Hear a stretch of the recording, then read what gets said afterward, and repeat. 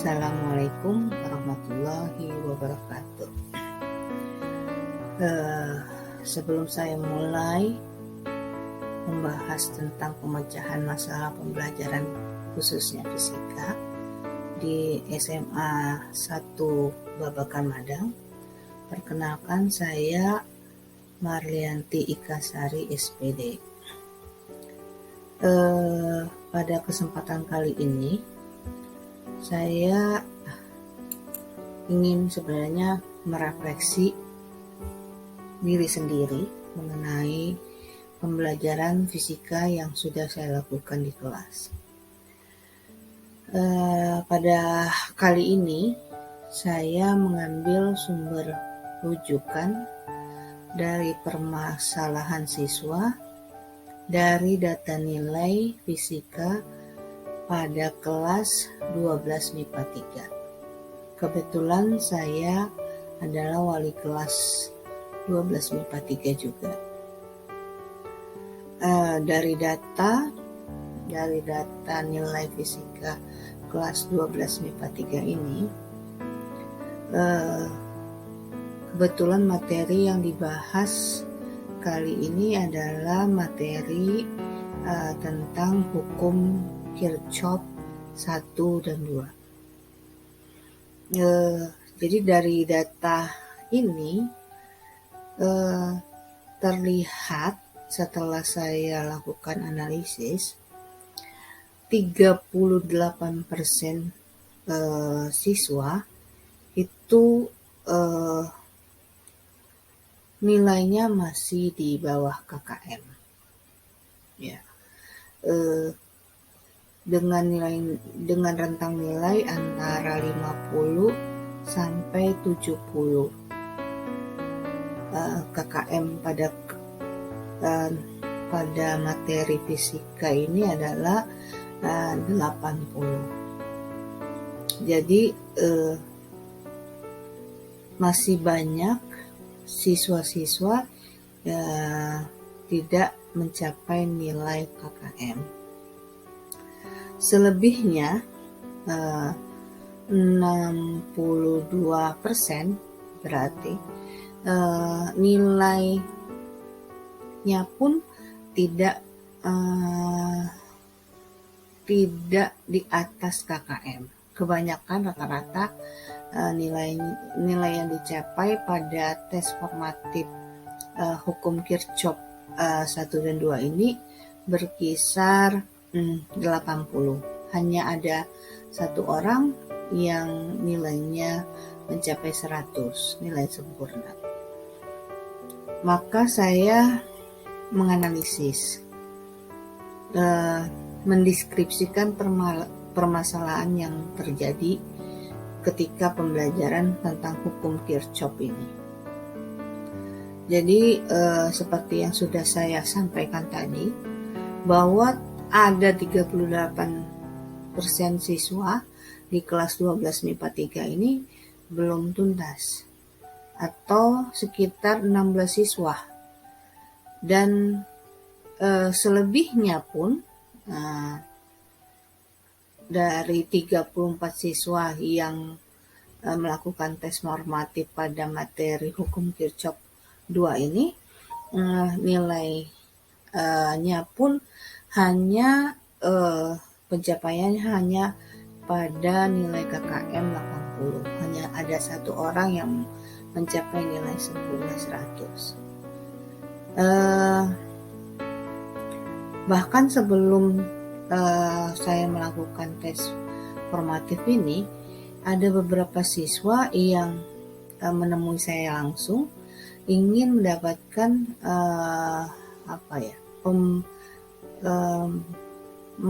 menanyakan materi atau mau belajar tambahan sebelum tes formatif ini. Tapi setelah saya perhatikan, mereka-mereka yang mendapatkan tambahan belajar juga nilainya ada yang mencapai KKM 80, ada juga yang masih di bawah KKM. Maka saya mulai mencari ya, akar permasalahan apa yang terjadi ya. Yang pertama, saya melakukan refleksi dirilah ya. Apa yang terjadi pada saat pembelajaran tentang hukum Kirchhoff 2 ini. Pada saat saya melakukan pembelajaran di hukum Kirchhoff 2 ini, saya menggunakan menggunakan aplikasi pembelajaran yang namanya aplikasi PET untuk membahas hukum materi sebelum hukum Kirchhoff. Dengan menggunakan aplikasi PET ini ternyata pada bahasa materi hukum anak-anak atau siswa lebih tertarik ya dalam belajar, dan pencapaian tujuan pembelajarannya semuanya mencapai nilai di atas KKM ya. Bahkan hampir separuh dari siswa kelas 12 MIPA 3 ini mencapai nilai sempurna 100. Selain itu, akar permasalahannya adalah saya ketika berdiskusi dengan anak-anak untuk menentukan pemetaan gaya belajar dalam memperbaiki gaya belajar pada materi hukum Kirchhoff ini, ternyata masih banyak anak-anak kebingungan dalam memahami konsep dari hukum Kirchhoff. Yang pertama, anak-anak masih bingung menentukan arah arus pada hukum Kirchhoff 1, bahwa jumlah arus yang masuk itu harus sama dengan arus yang keluar.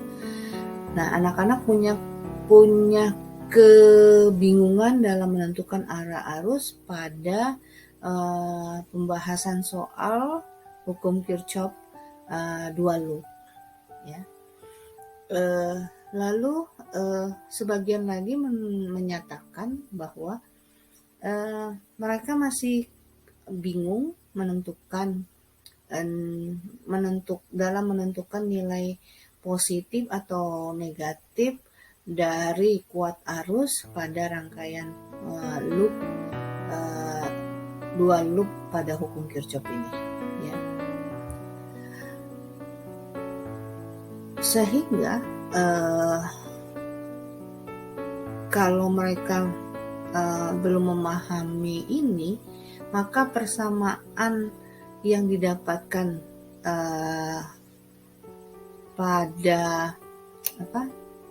pada hukum Kirchhoff 2 ini tentulah salah. Karena kalau dari awalnya menentukan arah arus, menentukan nilai positif dan negatif dari arus, menentukan nilai positif dan negatif pada GGL-nya salah, pasti persamaannya pun akan salah. Dan sebagian besar anak-anak itu masih bingung ya, masih bingung dan belum menguasai tentang konsep substitusi dan eliminasi pada konsep matematika yang digunakan dalam menyelesaikan persamaan pada hukum Kirchhoff 2 ini ya. Itulah kira-kira akar permasalahan dari pembelajaran tentang materi hukum Kirchhoff ini. Maka saya sebagai guru mencari alternatif solusi dalam memecahkan masalah tadi. Yang pertama, saya setelah melakukan refleksi, saya memetakan gaya belajar menjadi 3 bagian. Ya, yang pertama, setelah saya petakan anak-anak bagi anak, memetakan 3 kelompok anak. Yang pertama, anak-anak yang lebih tertarik pada konsep matematika, maka saya berikan pembelajaran menganalisis penurunan hukum Kirchhoff 2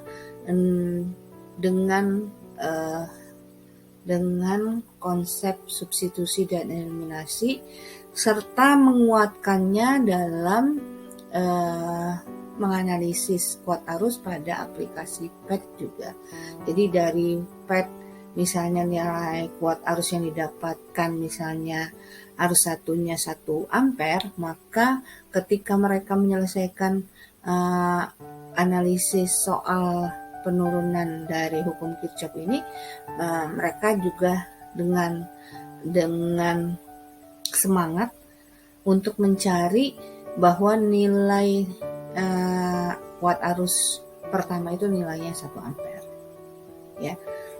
Untuk anak-anak yang kelompok kedua yang tidak memahami konsep substitusi dan eliminasi, konsep matematika dasar, maka saya mengarahkannya kepada pembelajaran dengan menggunakan aplikasi PET.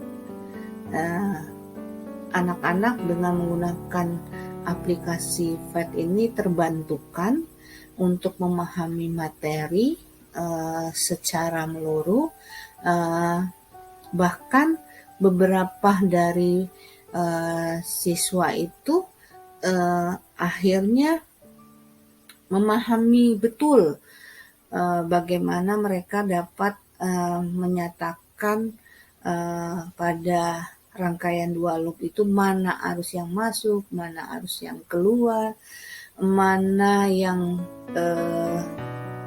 nilai plus minus pada kuat arus dan nilai plus minus pada GGL, tiap GGL. Jadi ada satu step langkah yang mereka bisa analisis dari aplikasi PET pada pembahasan hukum Kirchhoff ini.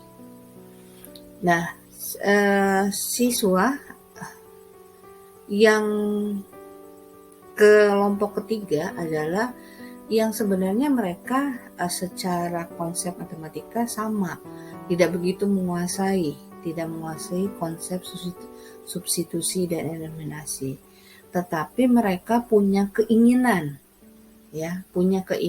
untuk bisa dalam menyelesaikan soal hukum Kirchhoff ini dengan menggunakan konsep substitusi dan eliminasi.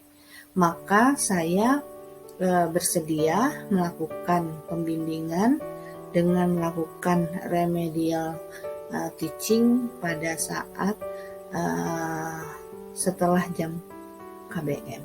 Jadi saya jadwalkan anak-anak yang mau belajar tentang pembahasan soal hukum Kirchhoff ini lebih mendalam. Saya sediakan waktu 1 jam setelah KBM berakhir.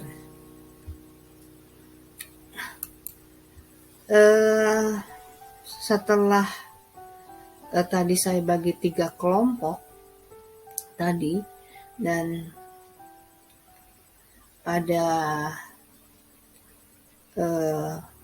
pada pemecahan masalah tadi, hasil dari pemecahan masalah itu,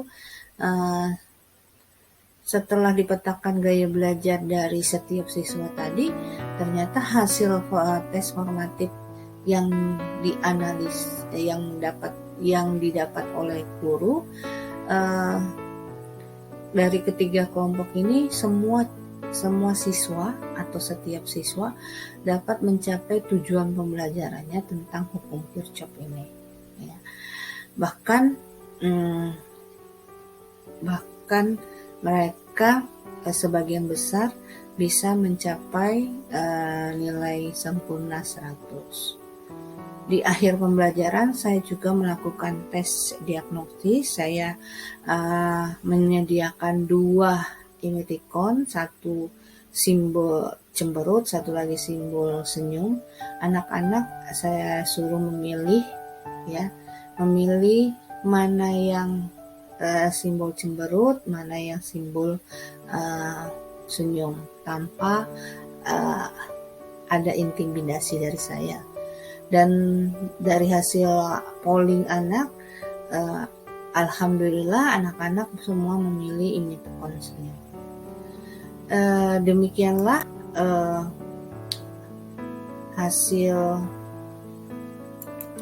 dari pemecahan masalah pembelajaran siswa pada mata pelajaran fisika, khususnya materi tentang hukum Kirchhoff 1 dan 2 ini. Assalamualaikum warahmatullahi wabarakatuh.